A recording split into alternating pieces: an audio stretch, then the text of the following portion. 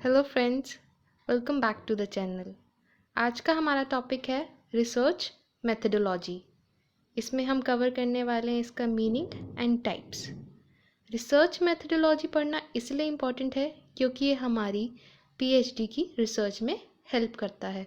तो हमें इसके बेसिक कंसेप्ट्स और बहुत सारे टॉपिक्स जो इसके अंडर आते हैं वो हमें पता होने चाहिए।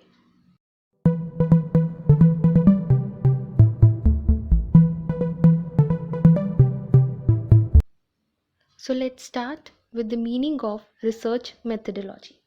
रिसर्च को एक ऑर्गेनाइज्ड और सिस्टमैटिक स्टडी कहा जाता है उन सोर्सेज या मटेरियल की जिससे बहुत सारी नई चीज़ें डिस्कवर होती हैं, बहुत सारे फैक्ट्स निकल के आते हैं और बहुत सी न्यू कंक्लूजन्स पे हम पहुंचते हैं। और अगर इसे इजी लैंग्वेज में बोला जाए तो ये एक वेल डेवलप्ड प्लान होता है जो या तो न्यू थियरीज डेवलप करने के लिए होता है या फिर किसी प्रॉब्लम का सल्यूशन फाइंड आउट करने के लिए। अगर मैं इसमें स्टेप्स की बात करूं तो सबसे पहले जो हमारी प्रॉब्लम होती है हमें उसे क्लियरली डिफाइन करना होगा। देन हाइपोथेसिस फॉर्मुलेट होते हैं। देन हमारी प्रॉब्लम सॉल्व करने के लिए जो भी हमें डेटा है उसे कलेक्ट करना होता है और उसे एनालाइज करना होता है to reach out the solution. उसके बाद जो भी हमारी फाइंडिंग निकल के आती है उसको हम रिलेट करते हैं with the already existing theories और जो हमारे पास ऑलरेडी फॉर्मुलेटेड हाइपोथेसिस थे उनके साथ हम उन फाइंडिंग्स को रिलेट करते हैं। Next is types of research. हमारे पास टोटल 7 टाइप की रिसर्च है। Basic research, applied research, empirical research, qualitative research, quantitative research, longitudinal research and finally simulation research. Basic research, इसका मतलब होता है जो रिसर्च सिर्फ नॉलेज एनहेंस करने के लिए होती है, दैट इज़ बेसिक रिसर्च। ये सिर्फ इस इंटेंशन से की जाती है ताकि अननोन को ओवरपावर किया जा सके उस नॉलेज के साथ। और ऐसे रिसर्च हो सकता है या नहीं भी हो सकता कि इसका कोई प्रैक्टिकल रेलेवेंस हो। इसका प्राइमरी कंसर्न होता है बस थियरीज एंड जर्नलाइजेशंस डेवलप करना और उनको फॉर्मुलेट करना।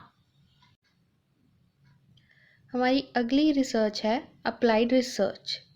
इस रिसर्च की हाई प्रैक्टिकल रेलेवेंस होती है। ये एम करती है उन प्रॉब्लम्स के सल्यूशन ढूंढने में जो फेस करते हैं सोसाइटी, गवर्नमेंट या फिर बिजनेस यूनिट्स। ये नेचर में स्पेसिफिक होती है, रिजल्ट ओरिएंटेड होती है। इसमें टाइम, कॉस्ट जैसे फैक्टर पहले से ही वेल प्लान्ड होते हैं और बजट भी पहले से ही डिसाइड किया जाता है। Next is empirical research. इस रिसर्च में जो डेटा होता है that is first hand data, यानी कि प्राइमरी डेटा कलेक्ट किया जाता है। देन उस डेटा को एनालाइज करके उसके फर्दर हाइपोथेसिस टेस्टिंग की जाती है। रिसर्चर्स यहाँ पे इंडिपेंडेंट वेरिएबल्स को मैनिपुलेट करते हैं according to his her research design और फिर उनके इफ़ेक्ट को स्टडी करते हैं उन वेरिएबल्स पे जो स्टडी के अंडर होते हैं। और इस स्टडी से जो भी फाइंडिंग्स निकल के आती हैं वो ट्रू मानी जाती हैं for the world at large. Example हम ले लेते हैं, जैसे कि आपको इसमें स्टडी करना है effect of depreciating dollar on Indian export industry. तो यहाँ पे हम स्टडी के लिए एक सैम्पल यूनिट पिक करते हैं और उस सैम्पल यूनिट से जो भी रिजल्ट्स निकल के आएंगे वो हम ट्रू होल्ड करेंगे for the whole population of Indian export industry. The next type of research is qualitative research. As the name says, इसमें ह्यूमन बिहेवियर को स्टडी किया जाता है। इसमें आपके एटीट्यूड, ओपिनियंस को मेजर किया जाता है इंटरव्यू एंड ऑब्जर्वेशन जैसी टेक्निक्स को यूज़ करके। अब इसमें हम एग्जांपल लेते हैं कि मान लीजिए आपको ओपिनियन सर्वे करना है on response of customer to its product and advertisement.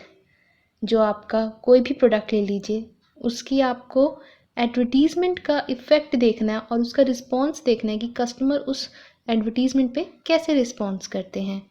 तो ये अब एक सब्जेक्टिव मैटर है जिसको आप क्वांटिटी में मेजर नहीं कर सकते। तो ऐसी सिचुएशंस में क्वालिटेटिव रिसर्च का यूज़ होता है। Next is quantitative research. अब इसमें किसी भी फिनोमेना को क्वांटिटी में मेजर किया जाता है। इस टाइप ऑफ रिसर्च का एग्जांपल हो सकता है जैसे कि आपको स्टडी करना है कि कितने स्कूल स्टूडेंट्स हैं जो अपने व्हीकल पे स्कूल जाते हैं, और वो भी एक पर्टिकुलर एरिया के स्कूल की स्टडी कर रहे हो आप। तो ऐसे में आप जो भी डेटा कलेक्ट करोगे वो क्वांटिटी में होगा, यानी कि now you going to play with the numericals, जो क्वांटिटी आपके थ्योरी को सपोर्ट करेगी। Next is longitudinal research. इसमें क्या होता है कि आपकी जो भी प्रॉब्लम होती है ना, आप उसको for a long period of time तक स्टडी करते हैं। एग्जाम्पल ले सकते हैं हम एक पैनल क्रिएट कर रहे हैं या चूज़ कर रहे हैं पोटेंशियल कस्टमर्स का, जो कि हमारी स्टडी में हमको हेल्प करेंगे। अब जो हमारी प्रॉब्लम है वो है कि हमारे एडवर्टाइजमेंट कैंपेन का क्या इफ़ेक्ट होगा on the purchasing behaviour of our customer. ये प्रॉब्लम हमने स्टडी करनी है। तो पहले हम एडवर्टीजमेंट कैंपेन को कंडक्ट करेंगे, उसके बाद हम रिकॉर्ड करेंगे कि अब हमारे जो कस्टमर हैं उनके क्या बाइंग बिहेवियर है, उसको रिकॉर्ड किया जाता है। तो ये सब चीज़ें over a long period of time देखी जाती हैं, देन उनसे कंक्लूसिव रिजल्ट्स निकल के आते हैं। Now lastly it's simulation research. इसमें एक आर्टिफिशियल एनवायरनमेंट क्रिएट किया जाता है जो कि रियल एनवायरनमेंट से बहुत सिमिलर होता है। देन वेरिएबल्स को मैनिपुलेट किया जाता है और स्टडी किया जाता है। इसमें हम एग्जांपल ले सकते हैं जैसे कि आपको एक कंज्यूमर के स्पेंडिंग बिहेवियर को स्टडी करना है, तो आप ऐसे में एक आर्टिफिशियल सिचुएशन क्रिएट करते हो। आप कस्टमर को मान लीजिए फॉर एग्जांपल ₹1000 दे रहे हो और उनको बोल रहे हैं कि आप इसको किस वे में स्पेंड करोगे। तो जैसे कंज्यूमर उसको स्पेंड कर रहा है, आप उसके बाइंग बिहेवियर को ऑब्जर्व करते हो, फिर उसको रिकॉर्ड कर सकते हो। सिमुलेशन हमको कंज्यूमर के डायनेमिक बिहेवियर को इन कंट्रोल्ड सिचुएशन में ऑब्जर्व करने में हेल्प करता है। सो दोस्तों, ये थे हमारे रिसर्च मेथडोलॉजी का meaning and type of research. मिलेंगे नए वीडियो में एक नए टॉपिक के साथ।